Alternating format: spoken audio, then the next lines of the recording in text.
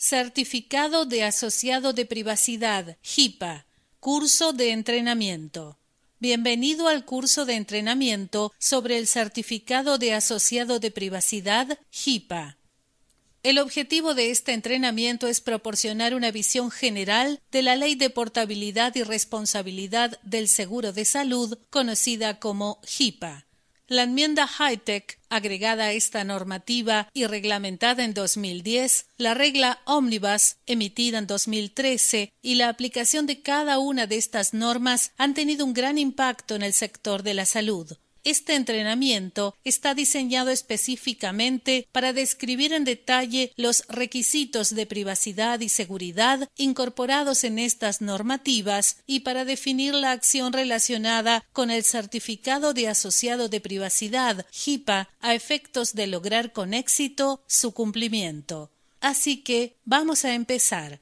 En 1996 se aprobó la Ley de Portabilidad y Responsabilidad del Seguro de Salud y años más tarde la normativa fue reglamentada. La intención fue dotar al seguro de salud de mayor portabilidad y responsabilidad que la que los trabajadores solían tener con sus empleadores y darles la posibilidad de llevar su cobertura de un empleador a otro.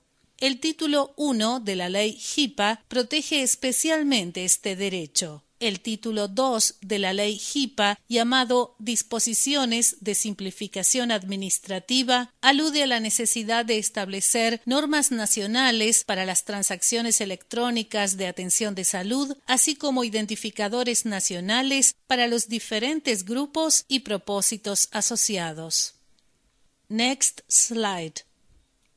El título 2 también hace alusión a la implementación de prácticas de privacidad y seguridad apropiadas relacionadas con el uso y la divulgación de información de salud protegida. Las dos partes principales de este título son conocidas popularmente como regla de privacidad y regla de seguridad. Next slide. De esta manera, las disposiciones se aplican a todas las entidades de cobertura que incluyan planes de salud, proveedores de salud, tanto individuos como instituciones, y una suerte de único intermediario que se conoce como Cámara de Compensación de Asistencia Médica, sobre el que hablaremos más adelante. Estas disposiciones se han ampliado con la aprobación del HITECH en 2009 y un año más tarde, en el 2010, se incorporó la cobertura a socios de negocios. Aquí también se incluyen íntegramente tanto la regla de privacidad como las disposiciones sobre divulgación y seguridad. En 2013, la regla Omnibus fue aprobada por el Departamento de Salud y Servicios Humanos, normativa que clarifica y brinda orientaciones para la aplicación de alta tecnología. Next slide. Volviendo a la ley original HIPAA, esta iniciativa resultó ser una de las leyes de privacidad más radicales adoptadas a nivel federal en Estados Unidos. Su intención fue dotar de una fuerte protección a la privacidad de la información en materia de salud, sin obstaculizar la prestación de calidad y la atención médica oportuna. El grupo define la cobertura de las entidades y las obligaciones de los socios de negocios, estableciendo una serie de acciones que incluyen una revisión exhaustiva de sus prácticas de privacidad, un análisis de las deficiencias de las mismas y luego la adopción de las medidas oportunas para cerrar esas brechas y aplicar los controles necesarios para garantizar que la entidad cumpliera con las estipulaciones del HIPAA.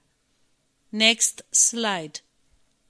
Actualmente la regla de privacidad cubre muchos aspectos, pero al comienzo brindaba a las personas, los pacientes o al sujeto de la información un buen caudal de control sobre su información de salud. También establecía límites sobre el uso y la divulgación de esta información para que las entidades cubiertas pudieran hacer uso de los medios apropiados para los tratamientos y para el procesamiento de pago de los tratamientos administrados al paciente, y también fijaba algunas pautas y controles para los socios de negocios. Esto requiere el establecimiento de políticas y procedimientos a efectos de garantizar que lo documentado se cumpla y que lo que se estableció en el papel también se esté realizando, por lo cual se nos pidió que documentáramos todas las prácticas que tuviéramos con respecto a la protección de la privacidad. De acuerdo con esto, se establecieron pautas y una matriz para la rendición de cuentas, así como mecanismos para identificar y castigar violaciones a través de sanciones civiles y penales. Next slide. Toda la información sobre el paciente que guardamos la llamamos Información de Salud Protegida, PHI. Esto abarca todo el contenido de la información que se cubre. La regla de privacidad protege la información de salud que claramente identifica a un individuo específico en el curso de la prestación de su atención médica y en el procesamiento de su tratamiento. La información puede ser utilizada y divulgada por parte de una entidad de cobertura y sus socios de negocios. Se incluye tanto los registros de salud física como de salud mental y toda la información de la ficha médica personal, que es lo que comúnmente llamamos PHI, independientemente del formato en que ésta se registre. Todos los formatos, incluidos la vía electrónica, el papel o el registro oral, están cubiertos por estas reglas. Next slide. En el curso del uso de esta información hay momentos en los que nos vemos obligados a revelar datos. A veces tenemos que compartir información con otras entidades o particulares. Por lo tanto, en este punto debemos afiliarnos a la doctrina de lo mínimo necesario. Se trata de una definición un poco vaga, pero la idea es que solo debemos liberar la información que sea mínimamente suficiente para satisfacer cualquier necesidad, requerimiento o solicitud especial. Así que básicamente esto se reduce a lo que sea lo mínimo necesario. Esto implica tener que pensar y hacer un análisis ante cada petición para saber cuál es esa información mínima que es suficiente para que la otra parte haga el trabajo o para dar respuesta a la solicitud. La idea es no sobrepasarnos en la divulgación de la información del paciente, más allá de lo que sea realmente lo mínimo necesario. Puede ser que debamos difundir toda la historia clínica, lo que sucede a menudo en el caso de los tratamientos, o podría ser solo que liberemos algunos datos en otros casos. Siempre debemos tratar de ver cuál es la menor cantidad de información que es imprescindible divulgar para adaptarse a la necesidad particular y limitarse a revelar solo esa parte. Next slide.